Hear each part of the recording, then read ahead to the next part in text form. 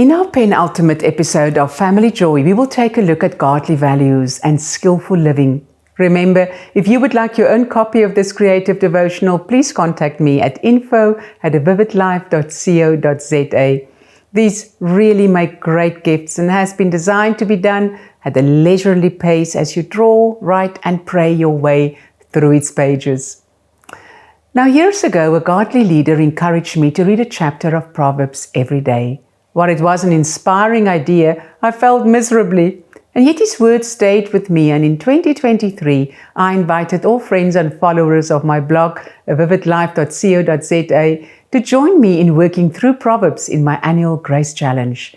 It was a watershed year as God used these truths to thoroughly purify my heart. For the book of Proverbs covers all aspects of our life, not only life in church. Sloppy living and anxious behavior will compromise our Christian testimony in the street, in the office, in the shop, next to the sports field, and at home. For it is written, "Be holy, because I am holy." Now, the holiness of God is mentioned many times, for it is a characteristic that sets God apart, different and utterly unique. There is none like him. Absolutely pure and perfect. God is light, for in him there is no darkness at all, and thus he is flawless. Isaiah, confronted with the holiness of God, cries, "Woe is me, I am undone." In the presence of God, he was rightly filled with fear, and for this reason we dare not approach God with careless indifference, but with holy worship, and we should raise our children to do likewise. And yet, raising the next generation in today's world is a daunting task.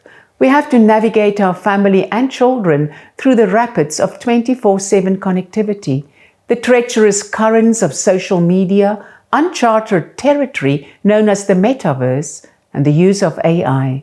The fact that all this takes place in the era of post-truth, the woke movement, and sexual confusion adds to the complexity of our times. And despite all these challenges, God has not lowered his standards, but still expects our walk to be blameless before man and righteous before him. This month, in our practical application, I want you to prayerfully consider what you perceive to be your most significant inheritance from your parents and grandparents. Is it material, physical, or spiritual? And how are you stewarding these gifts?